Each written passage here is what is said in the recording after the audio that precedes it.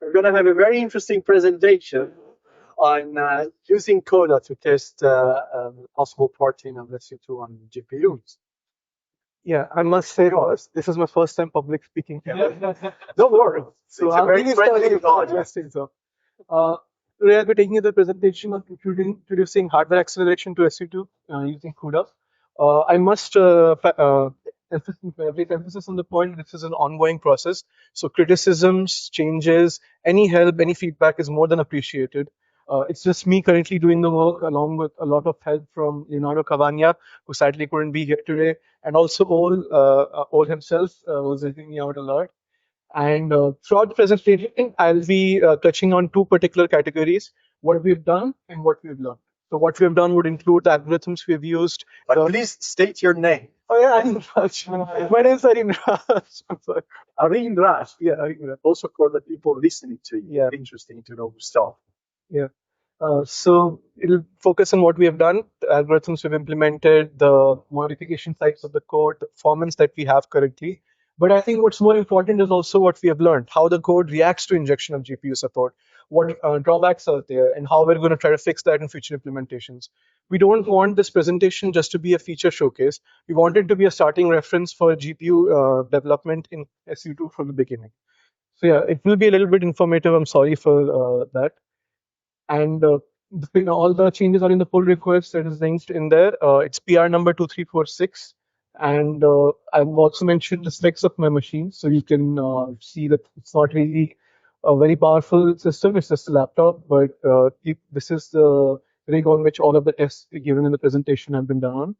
And members are welcome to run the code on their own machines because we would love to see how it behaves on a cluster or on different machines and how different performance is on different configurations. So yeah, first we'll go through the current analysis current solution part of the SU2 solvers in the CPU versions. And we'll also talk about what's the need for GPU programming. So as GPU programming has become more and more popular, we see that it's using CFD is in the form of trying to solve linear systems. So all solvers that are using implicit schemes, they have a Jacobian matrix, and this matrix is usually an AX equal to B system, which is solved by calling multiple expensive operations such as matrix vector product and matrix product. These are inherently parallel.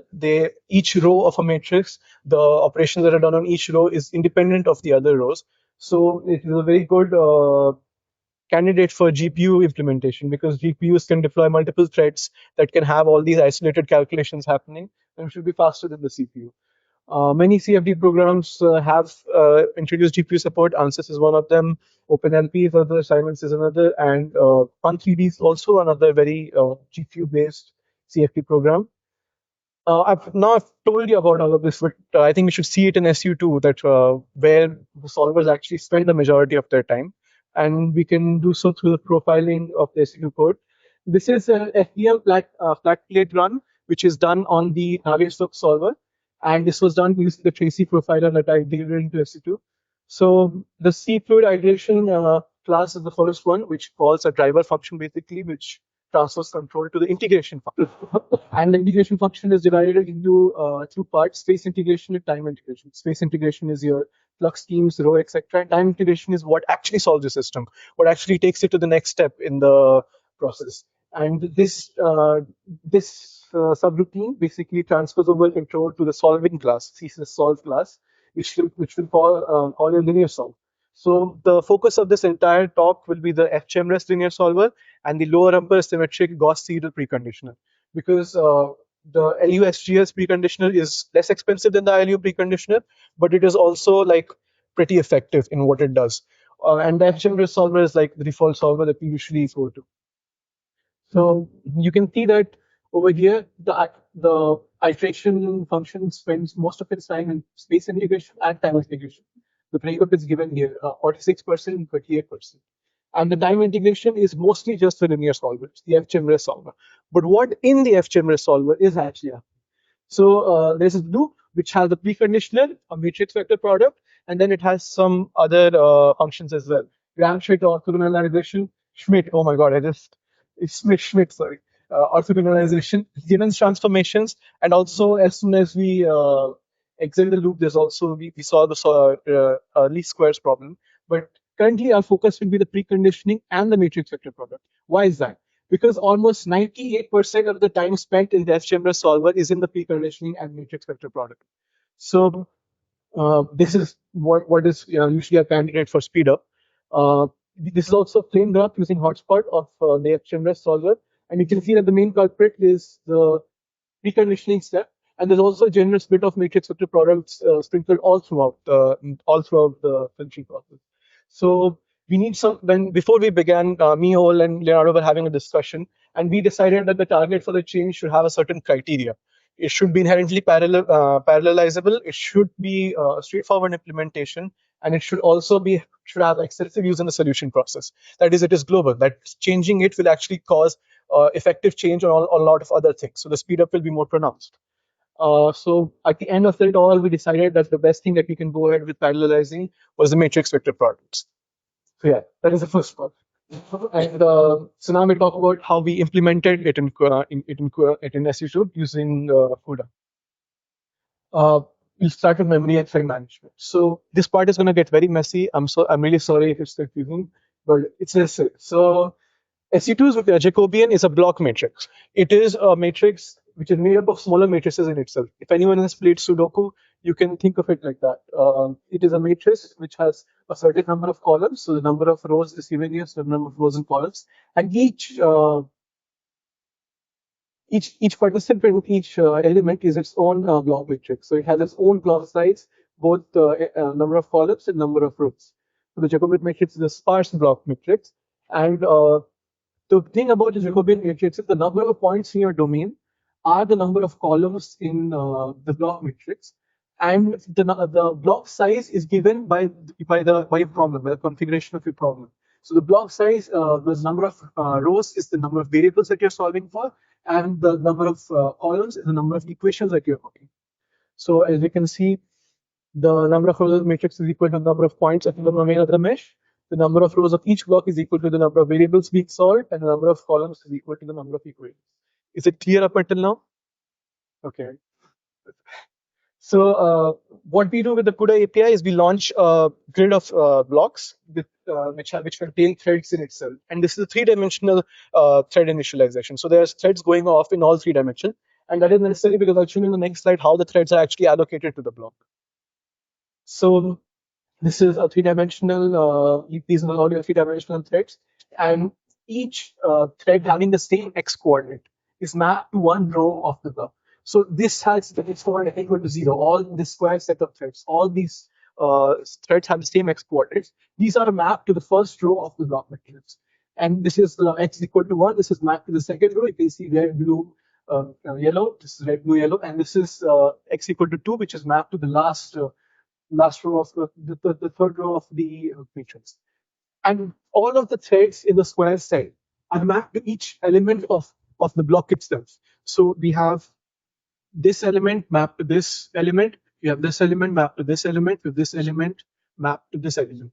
So all of these square sets handle each element of a single block. Is that clear? So you can see that each of them are mapped to all of the elements. So there are 9 threads in that one specific area, and there are 9 elements over here in each block, perfectly corresponding to each other. And what happens is there is more than one block in a row. So over here you can see that we iterate over the blocks. So 9 threads are allocated to the first block. In the first iteration, I is equal to 0, and then when you move over, you have the iteration equal to 1. You move to the second block. So there are 2 blocks here in the first row, so 2 iterations are done, and same in the second row. There are 2 blocks, so 2 iterations are done.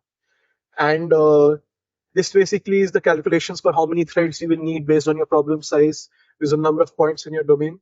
I would like to say that this sort of configuration allows for full memory collation with respect to the matrix in itself, but there is multiple reads to the vector that you are working with. Although there is no race conditions, there are no abnormalities with this sort of setup. There are more efficient methods of doing this, which I'm currently working on. Pedro provided a paper, and I'm currently looking into it. But currently, this is the setup that we are working with, and all the results have been gotten with this setup. Also, it's a simple calculation. You multiply one matrix element with the result with the corresponding element of the vector, and then you add into the product. Continuous repeated additions give you your final resultant vector. And I'm going to move to the implementation. I think it's very straightforward. I think you guys have understood it completely. And yeah, this is the implementation of how do you know I code in C++? This is this is a, this is not the implementation. I'll just show you. So whoever wants to take the pull request and use it on their own, they have to compile with the de-enable CUDA flag with Meson. It is already integrated into the build file in the pull request. You will also need to specify your directory where you have your toolkit installed in the CUDA path variable. Or Meson automatically reads this, and then it can access the toolkit and access all the libraries that are available for it to compile the code with CUDA. Uh, there's also we have also put in support for user control. So let's say you have compiled with CUDA, but you want to use the CPU function. There is a config flag which would allow you to put enable CUDA equal to no. So you can use the CPU function and not the GPU one. Let's say you want to do comparisons. You want to switch off the GPU and see how well it is performing against the CPU or how bad it is performing against the CPU. But yeah, you can do that with a simple config flag. What we've done is we've basically taking the csys matrix class. We've added a new member function to it, which refers the matrix vector product on the GPU instead of the CPU, and it allows quick switching. So you can switch to the GPU function, or you can stay on the CPU function. And at the start of the matrix vector product, the input vector and the matrix is copied to the GPU. The calculation takes place on the GPU, and then the product vector is copied back, so that the CPU can go ahead and do other works with it. The matrix is kept in pinged memory, not paged memory. The matrix is kept in pinged memory because it's the same block of memory which is continuously transferred to the GPU. So pinged memory is almost twice as fast and a higher bandwidth. So we have gone ahead with pinged memory. Is Doxygen available? Yes, Doxygen documentation is available. CU and .cu and .cuh file support has been added, although it is pretty limited. As you have seen over here, I don't think anyone can glean anything from that. Okay, so let's come to the main part, the results. And all of the computations were carried out with the flat plate laminar test list with the FPM solver, the Navier-Stokes solver. And we are slower. We are so much slower. The single core CPU, not even MPI, the single core CPU is 18% faster in total execution time of the case. For 200,000 elements and 1,000 iterations, the single core CPU is 18% faster on the total execution time. And a single call of the matrix vector function on the CPU versus the GPU, the CPU is 4 times as fast. And this is the scaling of the total execution time with changing domain sizes. I could only go up to 200,000 because my machine refuses to mesh anything higher than that. It just crashes. I'm really sorry for that. So yeah, does this mean that you can see the GPU is consistently higher on execution time compared to the CPU? We are very clearly being outclassed by even a single core CPU. So does this mean that there is no hope for GPU acceleration in SU2? Is that the case? The answer is no. There is actually a lot of potential. There's a lot of things that we could exploit, and our next part is on that. And why is the reason for that? This is the reason for that. Anyone who's worked with Nsight systems, anyone who's worked with Nsight systems will know that this is horrible. This is completely horrible because you're spending the red bars are actually a memory transfer, and this small little guy over here, this small little guy who takes only 48 nanoseconds is your 48 microseconds is your kernel, which is actually doing the computation. The memory transfer is killing us basically. It's killing all of the speed up that we're trying to get, and this is not at all ideal. So the kernel actually takes up only 48 microseconds and it's working at 583 gigaflops. And the memory transfer speeds are given here, although I think everyone should check that once with their own systems. My system, this is very bad memory transfers for PCIe 3 with 8 links. So it would be very helpful if you could just do it on your own machine and get back to me on that. So memory transfer is the main problem. How do we overcome memory transfer? What we can do is we can not only import matrix vector product, but a major part of the FGMR solver itself. We can port the preconditioning, the matrix vector product, and the Gram-Schmidt orthogonalization. And so what it basically does, we carry out an initial copy of the vector and the matrix. We do all of this green calculations on the GPU.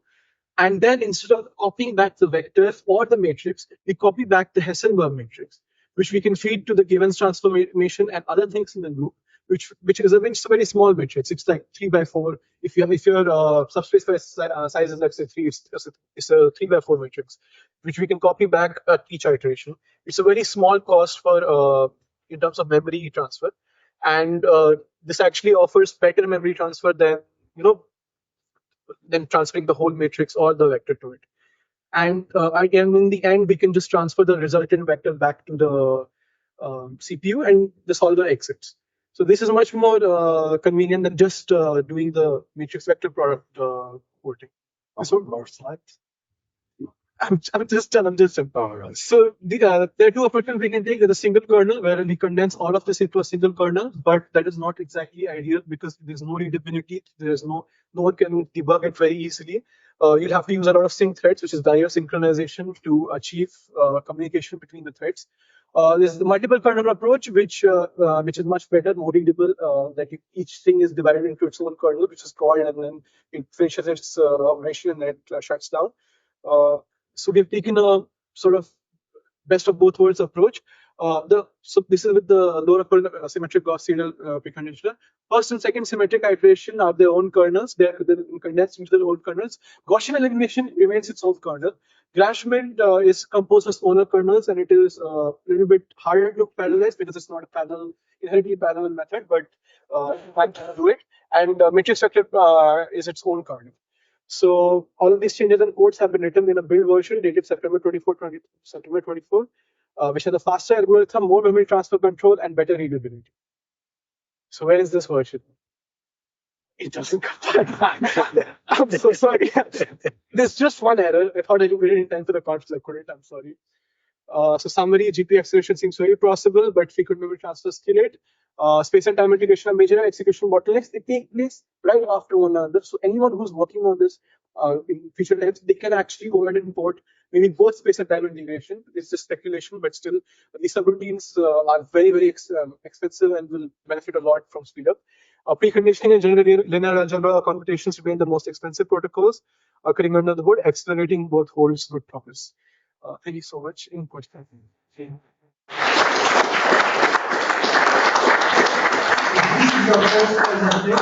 I congratulate you. You really give us a lot of excitement, and you're getting very motivated. So congratulations for that. Any questions from the audience? May I just ask, is it a G14 laptop you're using by any chance? This is a Lenovo Legion 515 ACH6H. So what is a laptop system? It's a laptop system. It's a mobile CPU. It's 80-volt cap on the RTX 36. Yeah, like this 1.2 gigabyte is probably like a PCIe content. PCIe 3, 8, and So I would not be so worried about that. Having said this, there's some other problem I also told us here, like algorithm as far as I can tell is using atomics for the reduction. Yeah, atomics reduction. If you have the chance to run it on newer upcoming GPUs, there is some potential problems you would run into with that implementation. So this is answer that you don't want to change it in 1 year after your algorithm to perform without some other GPUs. You change that. Turnaround is what we normally do. You avoid that. We can use something because each warp is independent of each other in the calculations. We could use something like warp shuffle as well to carry out the reduction in a more efficient manner. But please, if you have the GPUs, please try and run the code. We want more info on how it looks on a better system than like a 21-year-old gaming laptop. Any more questions? I would love to answer the question. Yeah. Okay, one very quick one. Thanks. First of all, thanks for the first numbers on doing some stuff with SU2. So my short question would be, what do you think what kind of performance can you reach? Can you reach the CPU performance by continuing at the whole time integration recycle the GPU?